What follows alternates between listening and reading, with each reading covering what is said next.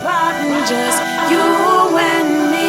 I got another bottle, I can roll us up some weed. Said we gon' have a good time, just you and me. I got another bottle, I can roll us up some weed. Roll us up some weed.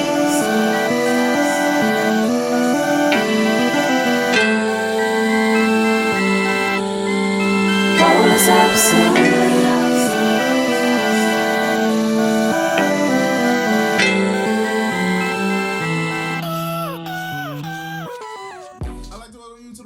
Podcast in the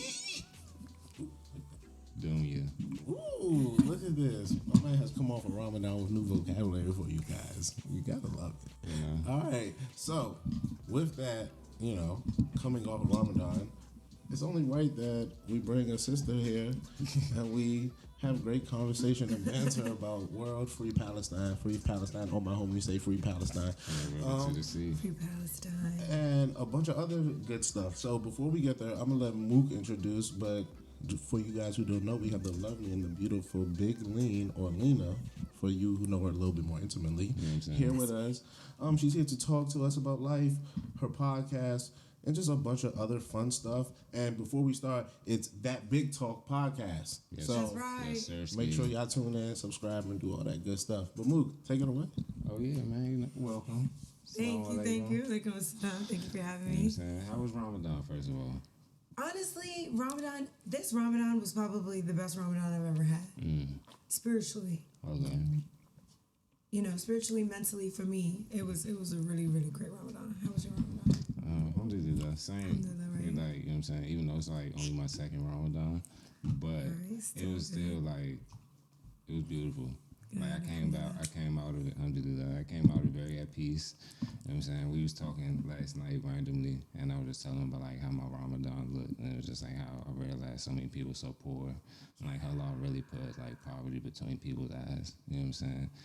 And it's just like, yeah. And then, it was beautiful because I like this year I actually fasted from everything, like music and all of that. You know what I'm saying? Okay. And so it was chill. Like, and then now when I start listening to music, it's totally different. Like I don't get it. Like it's like now it's like certain things that I like very curated. So yeah, man, alhamdulillah. I really enjoyed this Ramadan. That's good. Yeah. May I ask some questions as someone who did not partake in Ramadan? Yes. I always wonder, because I was talking to him last night randomly, and I was saying something about, I think Islam is the most disciplined religion, of all the religions. No matter what you kind of feel or think about it, one thing that you can say is that, there's a certain level of discipline that some of the other religions don't have. How do you kind of, tap into that? Because, it's easy to, I think, say it and talk about it, but, to actually live it and do it is, a whole nother ballgame. So, just for people on the outside looking in, how do y'all go through? Is it just I can't really explain? I don't know. Good. Okay. So I see it in two different ways. So the first way is like you said, it's pretty disciplined, right? So for those, for example, you might be able to tell from a different perspective, but for those who were brought in or born into it, right? You don't differentiate it as religion, and then it's kind of, you think it's culture or way of life already. Okay. So it's kind of like you're taught when you're little to do something, so it's not like it's discipline. That's why I commend reverts, because it's something new again, right? It's being taught again, and I feel like that's real discipline. So I see a lot of reverts coming back, and their deen is on point. You know what I mean? And it's because they understand the meaning of why they're doing these type of things, versus some people who are just oh, it's just the way of life, but sometimes don't know. I kind of had to relearn a lot of things on my own. You know what I mean? I mean, I'll just go to you next, but I think that's for a lot of religions. A lot of people are kind of born into religion, but for you in particular, what was there a turning point? You're wow, maybe I need to maybe think about this differently, or get back to learning. Yes, and I think that happened to me really the biggest time this Ramadan. There was a lot of things that I used to do that now is just kind of I don't see the point in it anymore, or I don't see, a reason for certain actions or a reason for certain things I was doing before with no regards, as to now where it's you're abstaining from it during Ramadan. You can't do it. And now I'm like, you know what? After doing it for 30 days for real, I'm like, I don't even know if I want to go back. So it's definitely this Ramadan. I'm not gonna get into particulars, I guess, because at that point it gets like That's deep real or personal. Yeah, For sure. but I think for sure. For you, because I think she hit on something interesting. The difference between reverts. She tried to hit the nail on the head because like I'm going through like retraining. You know what I'm saying? And so like last year it was totally different. Like and then it was just like quarantine and all of that. So it was like then I was going through everything personally, and then like I wasn't fully leaning in. You know what I'm saying? And then after Ramadan, like a lot more stuff kept happening to me, and I was just like, what the fuck? You know what I'm saying? And then no bull, around like November, December, I really just started like, all right, like let me just open this app more. And then so I started listening to Quran, reading Quran, you know what I'm saying? Started listening to different scholars, you know what I'm saying? Things like that to like actually like understand the religion, because it's totally different from like just, all right, like I'm Muslim, but like trying to understand the Quran and like what's actually being said to me, what's being taught, it's totally different. And so like that's what I was really trying to understand. And so I was doing that, and then like I had to make up days from last Ramadan. So I did that this year, and then like because before Ramadan this year I pre-fasted because to get my body ready, because like I wasn't working last year during Ramadan, and then like my job this year is just like it's more like manual labor. So I was just like, all right, like I need to get my body ready. There's no cold turkey in this one, change. And so like I started pre-fasting, and then like, it was told like I didn't do the sleeping schedule at all. Like I just like slept through the night, woke up, and then went through my day.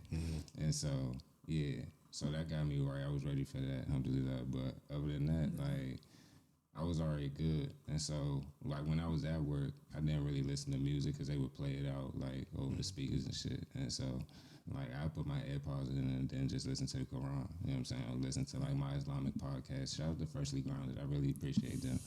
And then so like I would do stuff like that. Like I'd be totally different. Like, you know what I'm saying? So it's like I switched up a lot of habits going into Ramadan. And then it's just like one thing. Like last year I wanted foundation.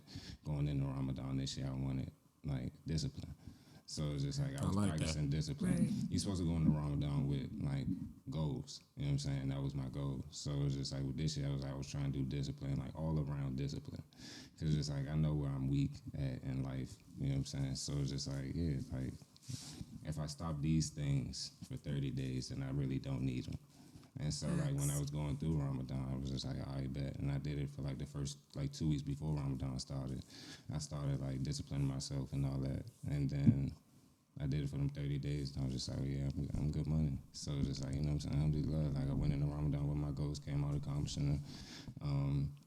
Got pretty far in the Quran, listening wise. I need to open that joint up and start reading now so I can get the joint, you know what I'm saying? Really understand it. But I opened up my Quran and it's doing Ramadan too. But it's just like, I'm always on the go. So like listening to it is just like pretty better. It's easier for me. You can listen to sound books all the time. Yeah. I call them sound books, audio books. Jesus Christ, I'm you're old. old.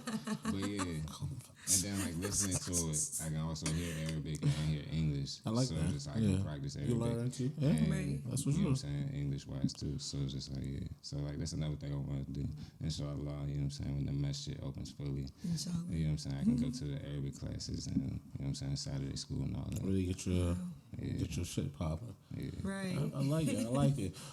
So moving forward, as Ramadan ends and we move forward for the remainder of the year for my Muslim brothers and sisters, what do you look forward to? What are you hoping for? What are some of the things that you hope to impart? Because I think I don't know if you guys know, but I think a lot of people take from you. Like people may not openly say, but I think a lot of people take heed the discipline and the nature of just how you guys carry yourself, and are like, we respect that, and not just respect it, but sort of admire that and wish they could do for themselves.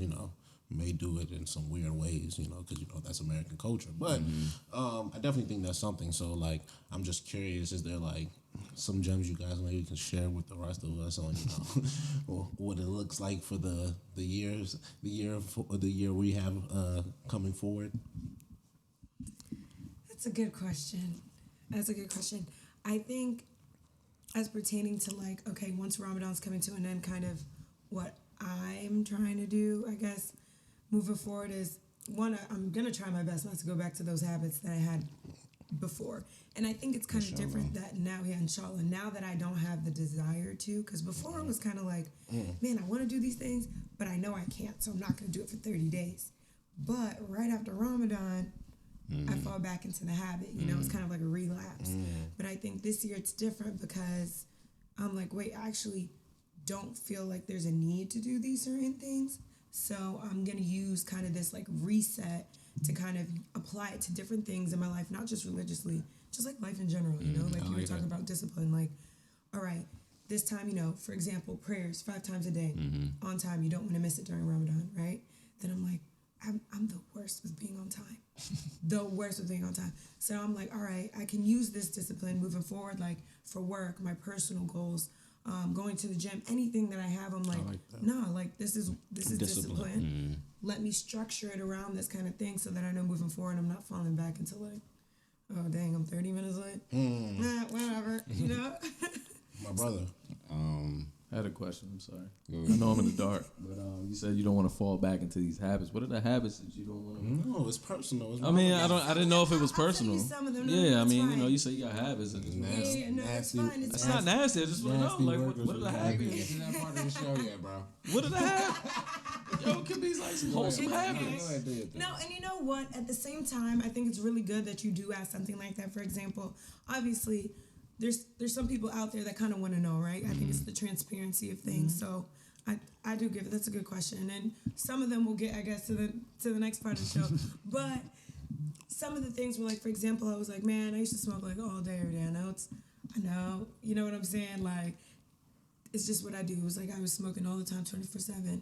But I was getting really lazy. I wasn't like the productive smoker. I was like, I'm gonna smoke and just lounge all day. That was me. Yeah, I was like, okay, obviously, I know I can't do shit when I'm high, so let me not do it. And surprisingly, like, the shit that I had to do for like 4 or 5 months, I got done in 30 days. And when I saw that, I was like, yeah, I can't go back to this because I've just got a whole bunch of shit done for like in 30 days, you know? So that was one of them. And the others, yeah, we'll talk about later. What about you? Is there any that you had that you were like, eh? Because you did a big, like... Yeah. Let me see one that I can honestly share. That's not too haram. I got one for you. Relax. You stop smoking jacks? No, actually, no. Okay. Not during Ramadan, no. I did cut back on my I like jacks, that. though. That's not too haram. Yeah. I like that. That's a good one, and that's the honest one. But no, I ain't do that. But focusing is what the one thing, like my discipline when I like just focus. You know what I'm saying? So like that's what I was really like looking forward to. Cause like during Ramadan, like y'all know personally, like I got a lot done. Yeah. You know what I'm saying? Sure. Like, you know what I'm saying? So like I just like did a lot like without me even knowing. So it's just like, with that being said, like I just want to focus more, and then I'm way more business minded and business driven. You know what I'm saying? That's So good. just I want to keep that mindset, and then A lot of good things have happened for you as well. So for sure. You know what I'm saying? Alhamdulillah. And then saving money. That's one thing I've been able to do too.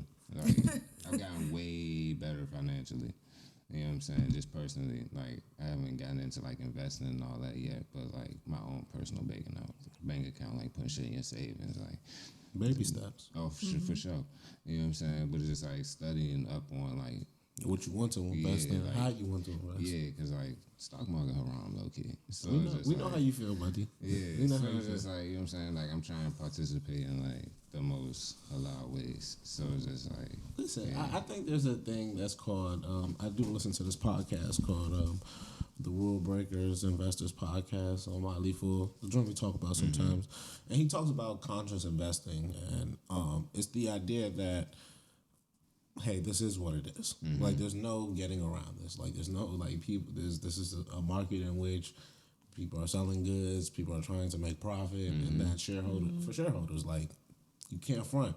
But there are people who are trying to do good things within not just the space in which they work, but also the community. And there are ways to find those people and help. So your money can go to that. So I do think there are places in which you can, like you said, make yourself not just make money, but also feel good about where your money's going to. Definitely think that's something feasible. So yeah, I would just consider that like you said, the most allowed play possible. Yeah, sure. I think like that should be in like all our decision makings, like the most proper way, the most the most human way. Exactly. Like when you say allowed, most of the times I think of human, just like doing things the right way, or the things with the most heart and compassion. And yeah, as long as people do that, like making a conscious decision. Exactly. Like, you know what I'm saying? Like in the most like lamest way of saying it. Cause it's just like a lot of people is just like, oh yeah, like and that's another thing is like a lot of people stand for like hit me up and was just like congratulations for completing Ramadan and all that and all that. That's nice. And I was just like, I appreciate it, bro. But it's just like you don't gotta congratulate me. Like, why not? But it's nice. I think it's congratulating I your feel accomplishments. It's a big deal. I It think is. Like, and a lot of people say that, but it's like, at the same time, it's just like. But that's the thing. It's just like a lot of things that you're supposed to. But a lot of things you're supposed to do, like people don't do. So I don't think there's no wrong with like people are like, oh, you shouldn't praise people for doing what they're supposed to do, but that's not true. Like if you know someone loves you, why would you need to reaffirm that? Right? It's the same concept to me. I dig it. You should do things because that makes people feel good. Like nobody wants to feel unappreciated. So and it might help your journey whether you know it or not. I mean, I think But ultimately like, but this year's Ramadan has shown me it's just like, oh yeah, like being on your ding is definitely rewarding. I love it. And I want to add to that real quick. It's like I used to think of it, like you were saying, like, okay, it's a duty. This is something you have to do, right? But then I had to sit back and think about it. I'm like, wait, why is this something that I have to do, right? Like, what are the reasons? Why is this mandatory? And then I think about it, I'm like, it's not mandatory because, it's just like God said so, that's it, right? No, it's like it's mandatory because it's beneficial for you. For sure. So I'm making it mandatory for you to do beneficial things for yourself because I know if I don't, you might not. So I think when someone's like, oh, congratulations for doing this, it's kind of like, congrats to kind of going through and benefiting and doing what you did for yourself because you're right. Some people go through Ramadan, not everybody fasts. I'm here. You know what I mean? So like at the same time, I don't think it's like, oh, good job, I can't believe you can do this. Like, damn, like affirmations that you're saying, like I commend you for doing it. Like, so I think that's wonderful that you have that around you. I think that's necessary. Oh yeah, shout out to my mans, man. Like I have a great village. Like, and they stand ask questions. Like they stand and be like, oh yeah. Like when I'm on my deen, they definitely respect it. Like we was talking earlier, like we didn't have to work during Ramadan. Like we didn't record and do anything during Ramadan. Like, you know what I'm saying? We promoted it a little bit. We promoted episodes like other than that, but you know what I'm saying? Like it was very chill, and I definitely appreciate it. Respect it all. Y'all are nothing but haram. Wow, that's a joke. I know it's a joke, but wow. So there's no way to segue, and I don't think any podcast or a lot of time could talk about what's going on. Free Palestine, free Palestine. All my homies say free Palestine. Free Palestine. As someone who's from Palestine, someone who this is your home. These are you.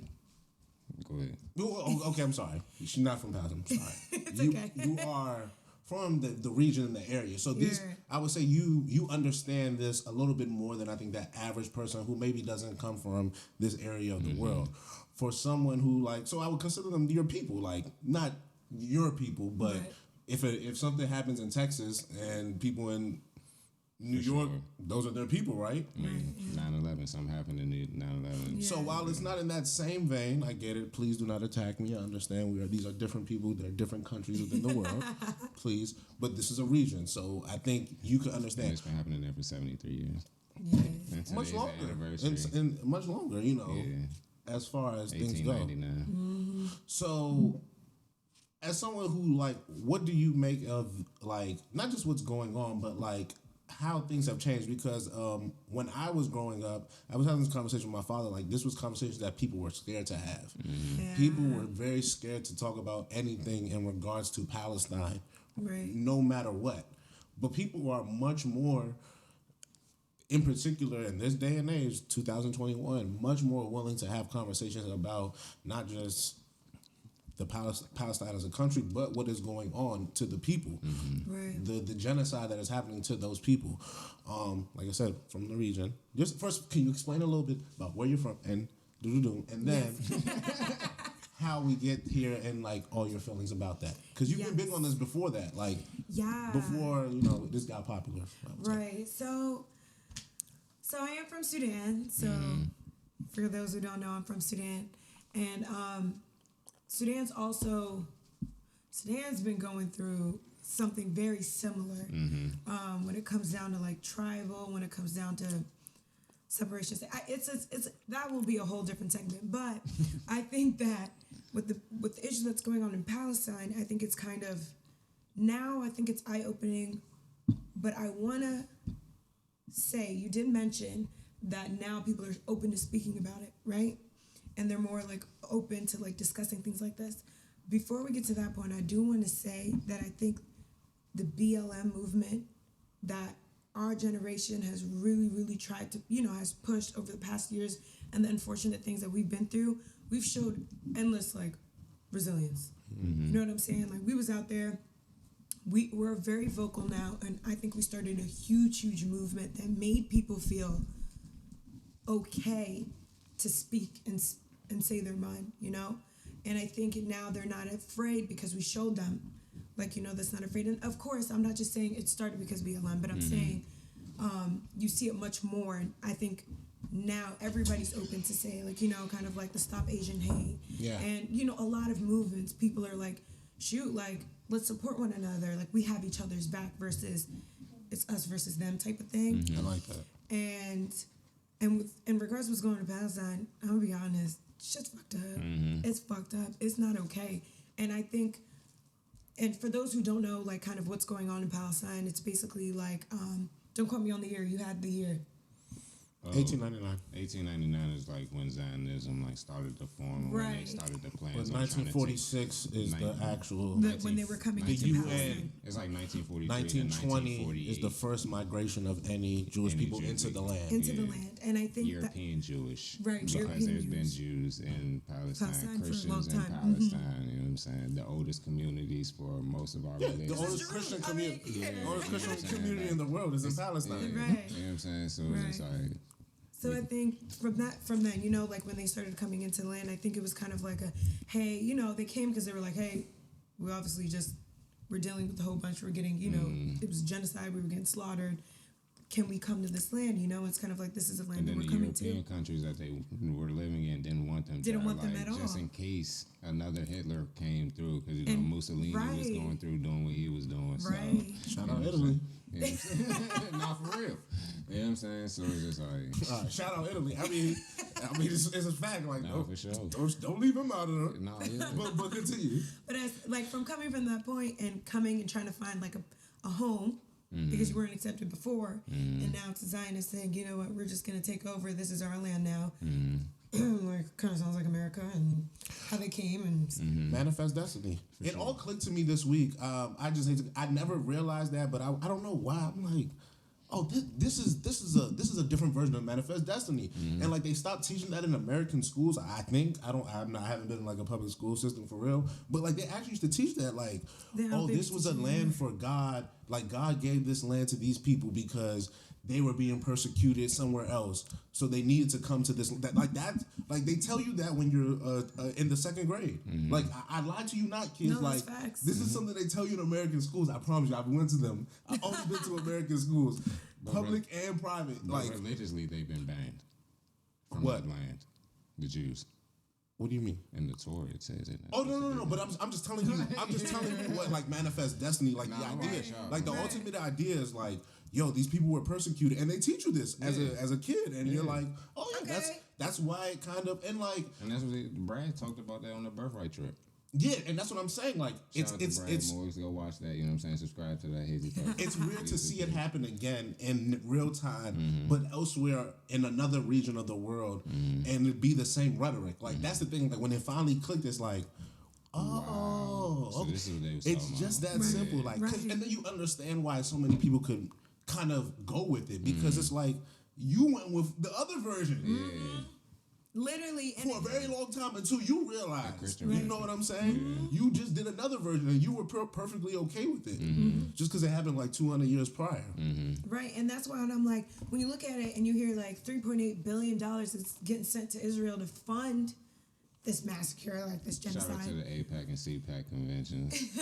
Whole ass niggas. Also, when we say shout out, we don't mean like shout out to them, but you it's know what like I'm saying? to let you know that they're bad people. So Yeah, for like, sure. here you go. Stay Like, away from put them on blast. Yeah. That's just something you guys. Sometimes I think you guys get the verbiage wrong, but okay. But yes, that's a good point to say, so they're not confused, but I agree. But I think that's why America's like, you know what, we're pros. We've done this before.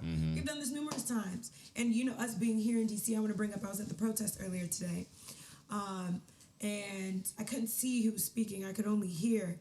But he was speaking on behalf of Washington, D.C., and he was saying, you know, you have our support here because we know what it's like to get kicked out of our homes in D.C. and get pushed out to VA and to They're Maryland. practicing eminent domain in DC right now. Right now, and I wanted to bring that up so people, because a lot of people are not aware, like it's happening right here, right in front of you, and so you have to feel for these people. Landover, they doing it Right, everywhere. they dog. do it everywhere. International genocide cannot happen unless domestic genocide is possible. An oppressed person anywhere is an oppressed person everywhere.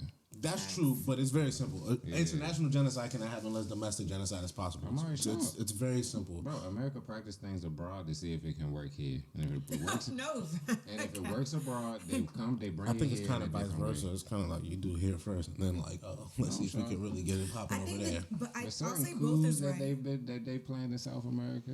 Come on, Charles. I think they're both right. I think it's the power that we have here, and I mean like America's versus overseas. It's Yeah. like this power plus the savagery of what's going on in there together is unstoppable. For sure. You know, so I think it plays, you know, on And each these other. are American rockets that are falling on the That's so Palestinians. sick, bro. It makes my blood boil. Like, it's blowing me. Like, you know what I'm saying? Like, these are American rockets. These are our tax dollars that are going to these people. I mean, that's It's fucked up. Certain products that you buy in your stores, your Whole Foods and your Starbucks and your McDonald's and all these other places they're war profiteers for Israel.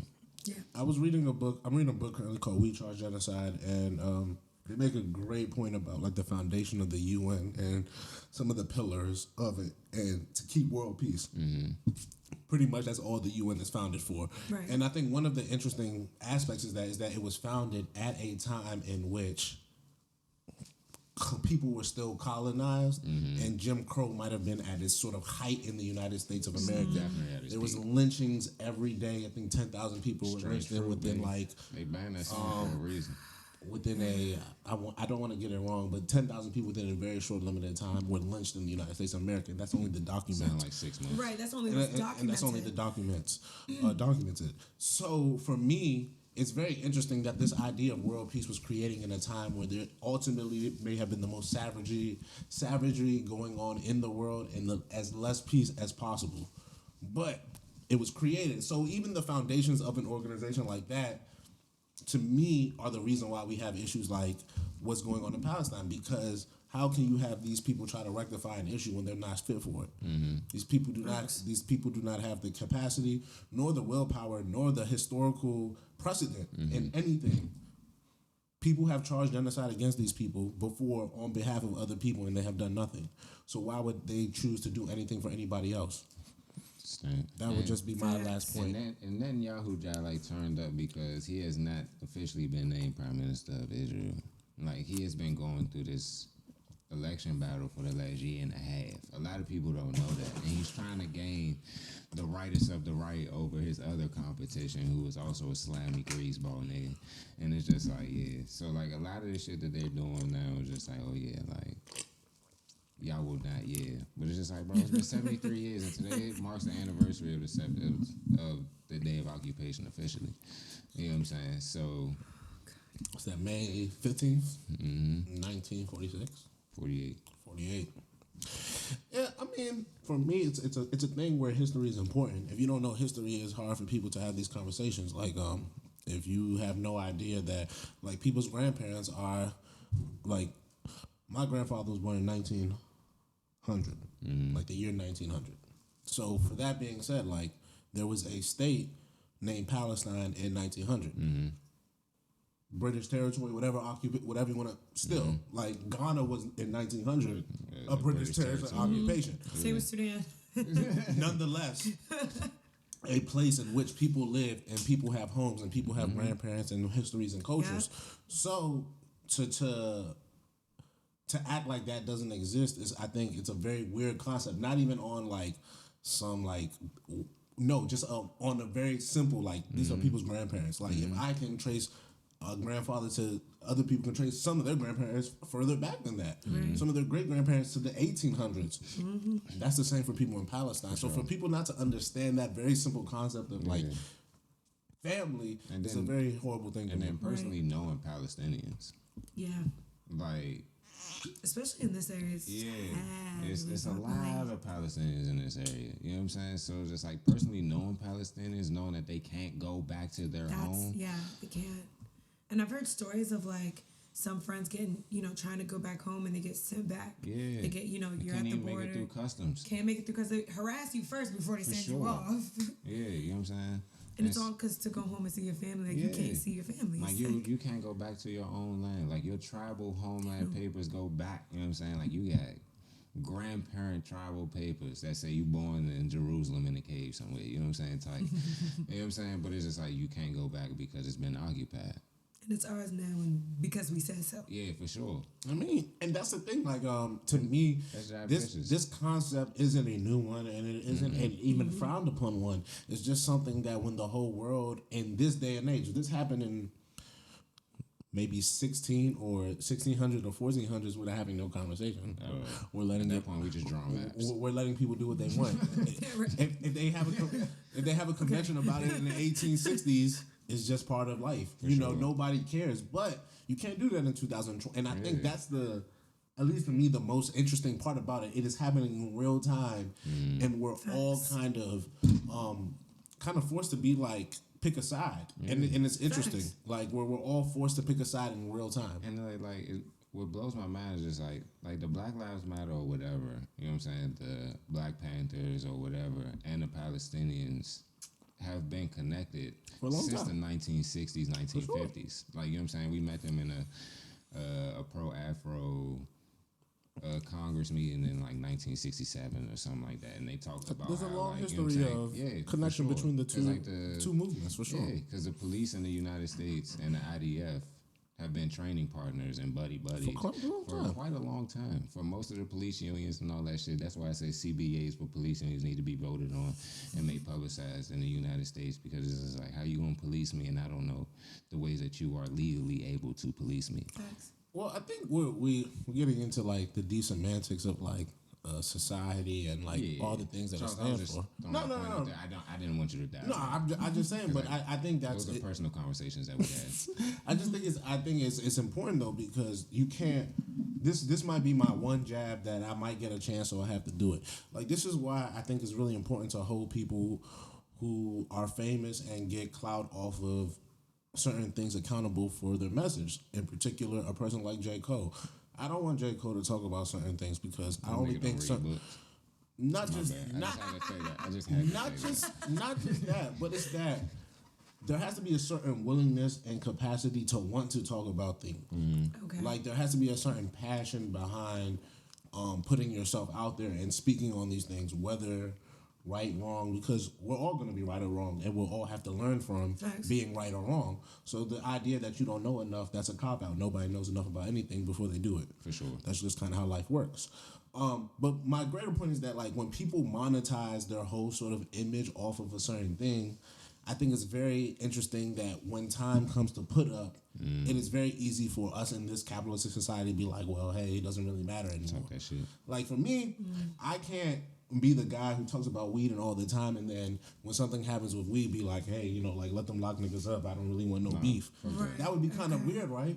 If I'm always about getting high and doing all, it would be kind of like hypocritical in some sense. Right. And then to be like, oh no, I just do it in the background. Like, y'all don't know what I do, huh? Like, ain't I always vocal about all the weed I'm smoking all the other time? So isn't it weird to be so loud and proud about how you're all this and this type of person and you care about the community and you're different from all these other niggas or humanity, period. Or your way of living is a little bit different because you not like them other niggas, but then when called out it's like, hey, be nice to me and talk to me like I'm a 5-year-old because I'm not smart enough. I just think it's really weird that we allow people in particular, people we like. If there was any other guy, we'd be eating that up. Okay, He's examples. also German. Are you guys who? J. Cole. Okay, so you guys are born in Texas. Frankfurt. Okay. Yeah. But so are you talking about J. Cole in this particular situation? Yeah, I think for me, I think it's weird to never address, like, to never actually address I what. thought you were talking about famous people, period. Oh, for sure, but I think to me, the whole idea of like the Black Lives Matter movement, civil rights, like this sort of era of like politics and civil rights or celebrity and civil rights, you can't bake your whole image off of I'm the rugged celebrity who cares about the people, and that's what I talk about. The girls who get raped, the young girls who don't have no one to. I talk about voting. I can't be that guy. And then when the biggest thing of a generation happens, be like, yeah, I'm just playing the field now because. Can I say something about that? That's my swag. So I think with J. Cole though, for example, J. Cole, everything about Palestine, right? I think to a certain point, he's speaking. For example, when he talks about. When he speaks from where he's coming from, I think he talks about his culture, right? Because it's something he understands, the stuff that we go through, like BLM and stuff like that, because we are Black, right? So, and I think, I used to think that too, right? Like, damn, if this is what you do, then talk with your chest, like speak up, you know what I'm saying? But then I realized that sometimes, because he's so huge, I think he wants to allow the ground for people who have that first connection to speak first, right? Like those who have immediate family members in Palestine or were even in Palestine, or in that instance, I think maybe. Oh, I'm just harping on not Palestine. I do not want him to talk about. Yeah, personally. I think he doesn't know anything about it, but I think he can not support. But yeah, right. I think he should just say free Palestine. But I don't actually want him to have any. This was more so just the idea of that movement, like. Right. And I think it's weird because then he comes back and then he drops something like this. And everybody's just like, oh, wow. I have not listened to that, man. I'm not going to lie. I haven't listened yet. I need to be sitting down so I can actually hear it when I have. I like J. Cole music. J. Cole don't make bad music. But this idea that he is some sort of revolutionary within the music is something that I have a very particular problem with because music actually has revolutionary power. Like there is something revolutionary about what music can be to movements and to people. Okay. So to now still play the Jimi Hendrix rendition of the Star Spangled Banner. So to do certain things and to bestow that upon people. And then be like, well, we're just saying. No! He makes really good music. He's a really good rapper. That's fine. I ain't no knock on that. But once you go anywhere past that, I have to be like, no, because the politics of it matter when you want to make it that. If he's just a good rapper, that's fine. There's no issue with that. Like, that's why I fuck with Drake. Drake is never going to get into the politics of things, and that's fine. He doesn't need to wade there. He's a Jew. He doesn't. No, I'm not talking about that. I'm talking about any politics, not this, but just any politics. He wouldn't, bro. If someone got killed in Canada by his block, he'd probably be like, unless Baca did it, he not speaking. Yeah, he'd probably be like, exactly. He'd probably be like, yeah, that's fucked up. Oh, but let me bring up a celebrity that for the first time I'm obsessed with, but for the first time I was actually like, oh, Rihanna, bitch, yeah. I already knew. I was like, all right, I Lina listen. was Muhammad Salah. What he say? Peace on both sides. First of all, don't get me started. But he blew me on Christmas too, though. Isn't he Egyptian? Yes. Okay, and I can say this. And they share a border with Palestine. And they share a border with Sudan. See, this is what I'm saying. This is when I'm. So don't get me started on that. That's what. You're not an Egyptian first, but I can go in and y'all know why. See, that's what I'm saying. That's what I'm saying. I'm sorry for the outside. That's what I'm saying for the little slipper. I'm saying she's from the region. Like you see, they border each other. You guys look at the map sometimes. And I just want to bring up. I want to bring up a point since we're talking about that and we're talking about like regions. For example, like there's a lot of things that. I'm going to say something, y'all can't say shit about it because y'all know I'm fucking right. But there's a lot of things that even within the Arab community that they do to benefit their own community. Saudi, you do shit to benefit your own Saudis, fucking community. for sure. Egypt, Oman, you definitely do shit to benefit your own Bahrain. community. You know what I'm saying? Especially like, and that's why I'm not even surprised that Mossad has said something like that, because it's like, it's not. This is a thing where it's very clear. We've talked about right now. We've talked about Palestine for what, a minute. It comes to a very simple point. I don't give a fuck where you come from, what's going on. It's there are people being oppressed. Their oppressors came into their land, okay, and now they're taking over by force. They're bullying. They're killing people. There's no, I pray for both sides. It's if one side wasn't doing the shit that they were doing, everybody could be okay and everybody could coexist. But because one side is doing something, now somebody's oppressed. There's a whole other side that's oppressed, and now this is the issue. I love how you put that, because that forces people to ask, so what is the other side? And this is the issue. You're going to have to tell that part about Manifest Destiny, that these are people who want a land. And that's fine. Like, you can, but you have to say it with your chest. You cannot say, this is my land.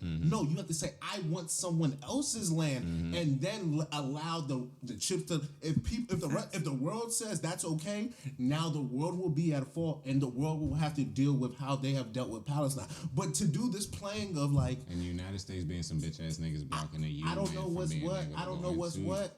I think it's very weird to me. It's weird. And then talking about both sides, like, what are you talking about both sides? There's no, okay, I hope both sides are okay. It's like, no, it's like, if I'm a bully and I'm bullying somebody, and then somebody bites back and I start crying, y'all gonna say, oh, let's, it's both sides, I feel bad. No, I started this shit. Yeah, like, it's fucking personal karma. Like, that's what it is. That's it. You know? All right. So we got a little hot in here. Woo. Yep, then. So it's getting hot in here. Woo. So I think we should transition. Transition nicely. Unless you have anything final to say. This is I yours. know, Free Palestine. All my homies say Free Palestine. And I also got one thing to say, because I am Sudanese. For those who haven't looked in, there's a lot going on. We still are oppressed too. Yeah, So going through some stuff politically. yeah, we're going through some crazy What did Mook shit. say earlier? One person anywhere. There's an oppressed person everywhere. Boom, boom, boom. Right. All right, so let's lighten it up a little bit. There's no way you can go from that to anything light, but we do have you here. You do have a popping podcast. Woo, woo. And amazing IG live shows, by the way. Oh, Yes, thank you. yes. Thank you. What is it? Is it every Tuesday. Tuesday? So yeah, so you catch me on there. That's my time to interact with, people who aren't in the studio, right? Because a lot of people always watch them and have some shit to say. They're like, girl, say this. So this is what's going on. I want to say something. So I think if you haven't tuned in, please follow me on That's Big Talk and Big Leannn with 3 N's. So you can get into that. But yeah, definitely check out the podcast. That's another thing. What made you want to start that? You know what? I'm glad you asked. So I'm very, I grew up in this area, and as you can tell, I'm very outgoing, and I know a lot of people in this area through networking, but I always felt like in the DMV, there's so many resources, right? There's so much talent, but then the people just, there's like a lack of coming together, right? There's not like a platform where people can be like, this is where I'm going to go. That's accessible, right? That's like, hey, I can hit up this person and cross network, right? So I'm like, shit, I know this person who knows this person wants to get together, blah, blah, blah, blah. Why don't I create a platform in the DMV to cause, to have that for artists, entrepreneurs, whatever.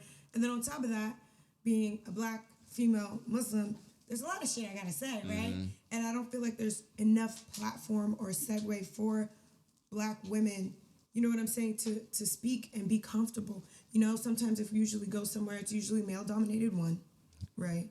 And then 2, it's kind of besides that, it's okay, if I go onto this podcast, is it or is everyone Black? Do I feel comfortable speaking about, do they understand me? Can I just make these comments everybody knows? So I think that was also important for my podcast, to make sure that everybody comes, feels comfortable. So that's why I started it. Love that. More Black female podcast. We love it. Black female Muslim podcast, even more. I was gonna say, I still have one. But so what is it like to be like you say, a Black Muslim woman in the podcast world? Because you talk about some stuff, you don't shy away from any topic. It's hard. And you be at next. Yeah, it's hard because it's all right, one, I'm not gonna have a filter for nobody, right? So it's like there's a difference between speaking your mind and being respectful, right? And you're first generation American, correct? Right, and I'm first generation American, and let me tell you that shit. Let me tell you, I'm gonna give you examples. So, obviously I be on like the front line for like BLM because that's what I care about. There's things I'll get into the camera, for example. I'm gonna share this story with y'all because I think it's funny. I was at a protest and I heard, looking at me, you don't think that I'm, from like First Sudan or I speak fluent Arabic, right? So this guy from Al Jazeera is on the mic talking shit like in the middle of the protest, right? He's like, these people are out here and they're acting like animals and they're mad because they want to loot, right? And so like, obviously I got pissed. And so I'm looking at him and I'm letting him talk, right? So then I grab the mic, right? And I just start going off in Arabic. And I'm just like... Was he speaking Arabic? He was speaking Arabic. So when I grabbed the mic, he was able to get away with it. So he didn't think anybody in the crowd knew what the fuck he was talking about. Here I come. So I grabbed the mic and I'm like going in Arabic in the camera. And this is like Al Jazeera, okay? So it's like one of the biggest news stations on that side. And I'm kind of like, F him, F y'all, F the police. This is not why we're out here. We're out here because we're fighting for our lives. So I said a really, really bad word in Arabic. Less than 24 hours later. What's the word? Like, what is the equivalent? What's the American equivalent? It's like, right. I'm trying to change. What I say? What's the It's like American? mother F your mom's bleep. Okay. Right? But then you fit in like whatever you're cursing, right? Right. And so that's like the worst word you could say in Arabic. Like one of the worst. And so my mom gets this thing on her phone. It's like, blame. Her phone's going off. And it's just WhatsApp. And somebody, it's a WhatsApp of me going ham. I couldn't even deny it. Video and all. Video and all. Yeah, for sure. It's me on the You camera. posted the video recently, right? I posted it because I was like, fuck it, the guy's out the bag. It was me. But it was crazy because, and this is another thing, they don't understand, even being black in Sudan or being black in the Middle East, they don't really understand why the BLM movement is a big movement. And I think that's where, for me being first generation, is like, no, mom, they don't look at you and be like, oh, You're from Sudan. You're from Sudan. This is an African woman. No, we're all you're fucking a black black. person. Yeah, and they are, I think they're corrupt within themselves when it comes to like colorism in Africa, which is a whole different story. But she was like, it took her a while to understand why it was. You were so passionate. Why I was so passionate. So like things like this, it's like I'm fighting, and then again, I'm a female out there screaming da da da da da da. That's also an issue, right? And so I think with me, especially it's like, in a lot of conservative my places, God, especially where Al man. Jazeera, Yeah. their demographic. And so it's like, and then not only through like the parents, like I'll post something on my podcast, right? And I'll get people like men in Sudan, like these guys that are like hiding behind cameras, like, you're a slut. You're talking about guys. How do you love God? I'm like, what? This shit don't make no fucking sense. Like, what are you fucking talking about? Like, you know what I'm saying? But you're still the same one telling me that, but you're judging me. So who's in the wrong? You know? I get a lot of that. Like, if I was to show you guys my, like, you know, the little side pocket DMs, it's sick. I'm not gonna lie, it's fucked up. But being solid in what I am and what I believe, like, that shit don't shake me. But I can see how it can shake somebody else, and it's fucked up. People gotta be mindful of other people. You know what I mean? Just mind your motherfucking business if you don't like it. Listen to something else. Mind your motherfucking business, you heard? Yeah, mind your motherfucking business. So I'm glad you brought that up, because every time I get on something, it's like, I gotta know I'm gonna hear something later. I can never do something and not hear something about it later. So. Well, check out the pod so you can hear her shit, her talk her shit, and feel her while she talk her shit. Right. Nah, for sure. Thank you. Anything? Oh, this is the thing we do. You see the camera? Boom, boom, boom. You look straight. I got one more. Oh, okay. Drop of water. We I gotta get was into the gonna trail. bring that up. I was like, wait, are we I'm about to closing say, I out? thought that was your final. I thought she was Oh, no, going I was gonna slide something in real quick. All right. I thought she got a little drop and she was going to give us boom, boom, boom. Oh, sorry. So one more thing. I did start an initiative, going back to our conversation about Ramadan. I did start an initiative with my two girls, Rimas, in summer. And what we started was an initiative called Drop a Life, which was basically raising money to build wells overseas. Our first place is Sudan, obviously, because us three were from Sudan. So we're like, why not start there since we don't have gas, we don't have water, we don't have food, we don't have a government, we don't have bread, we don't have shit right now. And the Sahara's growing. And in this, right. And so we were like, what's the best way that we can do something? And, you know, Islam is called sadaqah, right? Sadaqah jariyah, which is like money that you invest, a charity you invest into that's lifelong even after you pass, right? So like building a well. Whenever somebody drinks from the well, showers from the well, etc., you're blessing somebody else. So I was like, why not? This is something I wanted to do before Ramadan. So I'm like, why not? Let me do it now. You know, instead of me doing something, let's get everybody involved. And you don't have to be Muslim to do so. Obviously, if you want to help, you want to make a change in somebody's life, donate, even if it's $1. So follow Drop a Life on Instagram. We have our GoFundMe. So it's gofundme.com/Drop of Life. Our goal is 10K. I think right now we're at like 8,084. Make some noise for that. You know what I'm saying? Yes, we're like a little shy of 2K. Alhamdulillah. Alhamdulillah. And thanks to you guys, honestly, because without y'all, we wouldn't have all this. And so also, if you want to fund a well on your own, it's $400. So if you want to build a well in your name for your family, you can too. Just hit me up. But I want to put that out there. So if you guys please help us reach our goal. We're almost there. We have an event coming on the end of May for the DMV. Any entrepreneurs, small businesses, artists, if you would like to join and help contribute, hit me up on Big Leannn with 3 N's. And yeah, that's it. I threw that in there. So what I was going to say was you can look right in that camera, Okay, and then tell them something about yourself. Now, see, you could have did that there, but you know you want to get that in. Charles. But I know Big Leannn with 3 N's got something more for us. So you had stories for us and everything, and you went to a rally today. So I know you got that energy. So give me something. Just look in the camera. This is where I malfunction. This is for all your fans, our fans, and all the fans all around who will ever watch this. Okay, something what? Just about me that I do? Yourself, that you want them to know about you. Damn. Oh, okay, this is good. It's not as big and all wonderful as all the things I said, but I am launching my website that I've been planning on launching for forever. It's going to be that'sbigtalk.com, and that'll be coming in 2 weeks. It'll have merch, links to my website, and an About Me page if you want to know, a page for inquiries, and make sure I go on there. I'm very proud. I have my first domain. Congratulations. Some noise for that. And I built the website myself. Support me. Okay, make some noise for that. That's hard. That's hard. So that's one thing about me, I guess I could say that I'm really proud of. Big Leannn with 3 N's, you guys. Make some As soon noise. as the podcast coming back officially, Ooh, audio and all officially. I do. It's going to be so, like I told you, I'm going out of the country to go visit my brother since he was a local. By the way, he had Shout a out local to food Mo's truck. Burgers, man. Mo's Burgers. My brother started a food truck, made it big, and now he moved over to Dubai, and now he opened a couple restaurants. So I'll be over there in Vicious. June. Yeah, and so I'll be back by the end of June. I'm teaming up with my man's Brandon. You might have seen him on Swishology. He kind of makes basketball videos in this area. He also does 6'8 Media. So he'll be joining me as a videographer for my podcast, inshallah, the end of June. So look forward to that. Thank you once again, Big Leannn. Thank you for having me We here. finally got you on the jump. Finally got on. We've been like 2 months trying to get Shorty on the I jump. be on bullshit. I'm telling you. But I made it here and I'm very happy I came. This was we are happy wonderful. you are It was a here. great Come on, Big space. Talk now. Y'all know y'all gotta come. Free Palestine. Free Palestine. All my homies from the free river to the Palestine. sea. We start how we start, that's how we finish. You know the vibes. For sure, for sure.